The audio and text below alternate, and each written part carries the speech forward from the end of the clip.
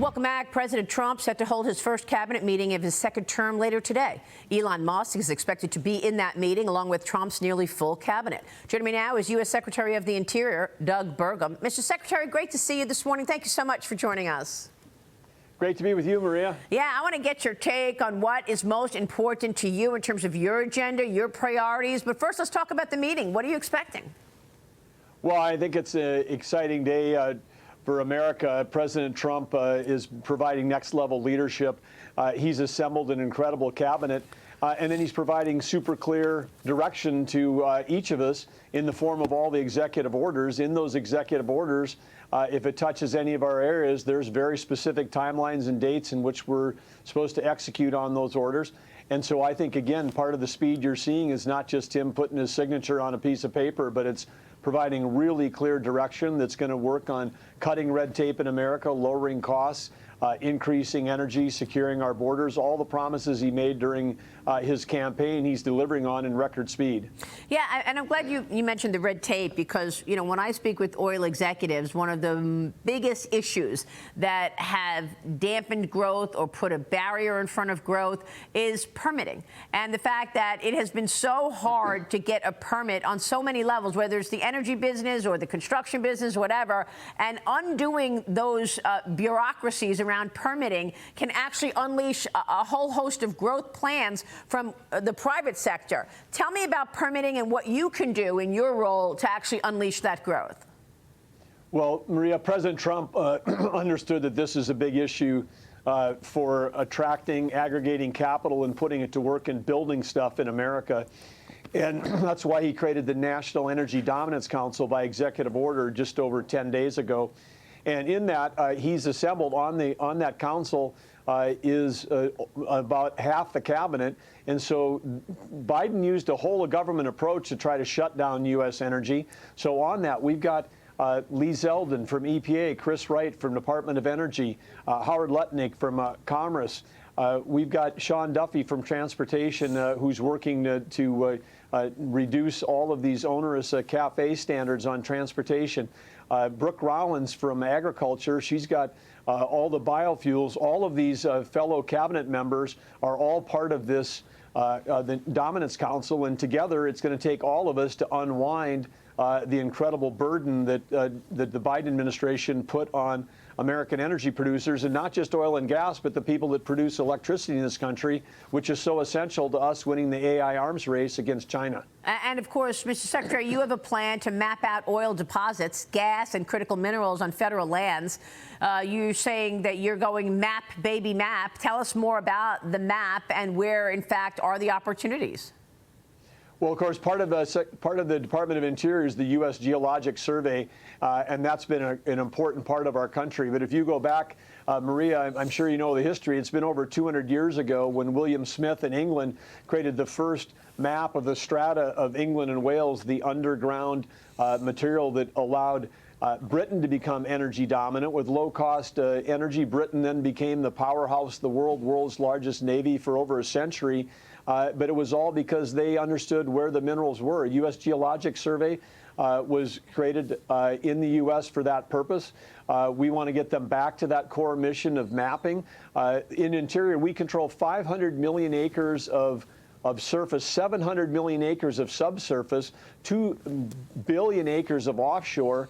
And in that, many of those acres have not been mapped or mapped effectively with today's technology to allow us to help industry more efficiently point to where we might be able to develop critical minerals. Right now, the new report came out a few weeks ago from USGS, and on the top 20 minerals, the U.S. is producing almost zero of those components here in the U.S. because we've killed our mining culture.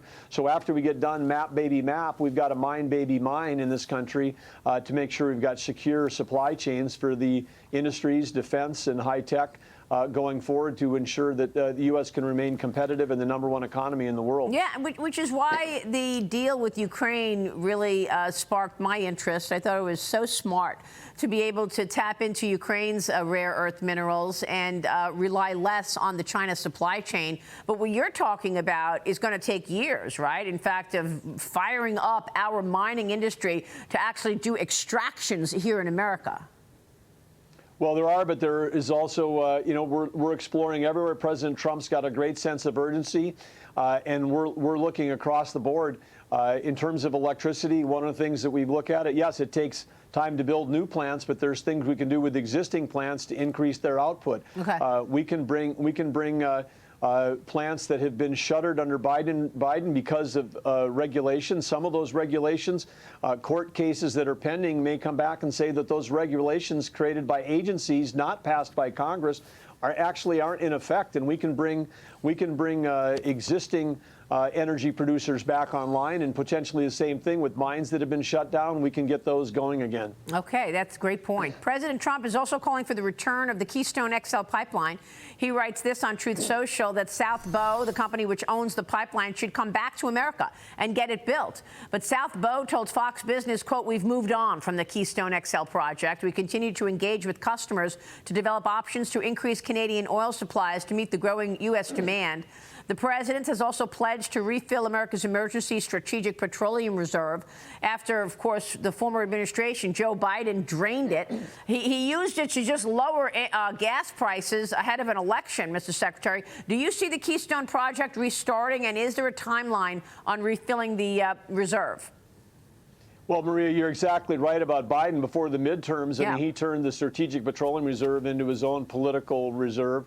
And exactly that's why he drained it. 400 million barrels, drained it in half at a time when China was filling theirs. There is no timeline. President Trump will be smart about when, and strategic and thoughtful in terms of when we do that refilling. But right now, in terms of pipelines, one of the things that President Trump has been insistent on is that we get essential infrastructure built in this country. Two of the projects that he's spoken about publicly is making sure that we get a pipeline built across New York for natural gas from Pennsylvania into New England. There's days when the price of natural gas is 4 times higher in Maine than it is in Pennsylvania. This drives up electricity costs. The northeast part of our country, one of the most populous parts of our country, has some of the highest electric rates in the country, and they're going to go even higher. There have already been announced increases of 17% in some states coming this summer. That's because of this energy emergency that Biden created by destabilizing our grid. Too much reliance on too much permitting and too much investment in unreliable, intermittent sources, and at the same time shutting down baseload. We're not in an energy transition, Maria. We need energy addition. The AI industry, which the whole time I was in tech, we never used more than 1% of the nation's energy. Now the tech center is about 4.4%, but it could triple in the next decade. We've got to build more electricity, and one of the fastest ways to do that is with natural gas. And we've got to build pipelines in this country. And also the Alaska pipeline President Trump has talked about, incredible opportunity for us to unleash Alaska's potential for us to sell energy, reduce deficits, trade deficits with Japan and South Korea, sell energy to our friends and allies as opposed to buying it from our adversaries. I understand, and a lot of people agree with that. But look, Secretary, Senate Democrats are pushing back. You've got Tim Kaine and Martin Heinrich trying to stop President Trump's national energy emergency. The White House said that ending that order would kill nearly 1 million jobs, cost $3.6 trillion in higher prices and lost energy output. But what do you want to say to Tim Kaine, who's actively trying to say, well, there's no energy emergency? Well, I think they're not looking at the full picture. I mean, the data that they always cite is, oh, we've got solid oil production right now. The reason why we've got good oil production now in the U.S. is because of all the permitting that happened under President Trump in his first term. If we don't turn things around on this ship, we could be facing declining oil production in the country because of the illegal restriction of lease sales that happened under the Biden administration. When I was governor of North Dakota, we were one of the states that sued the federal government because the Biden administration was holding no leases on Bureau of Land Management for over 2 years. They're required to hold them quarterly. They restricted offshore leasing almost down to nothing. We're getting that restarted. President Trump has unbanned the ban on 625 million acres of offshore, but we've got to turn that around. And again, the emergency that we're facing in the short term is a lack of electricity. All right, Secretary, great points all around. We so appreciate your time this morning. We hope you'll come back soon. Thank you, sir. Thank you, Maria. Secretary Doug Burgum joining us. Stay with us. We'll be right back.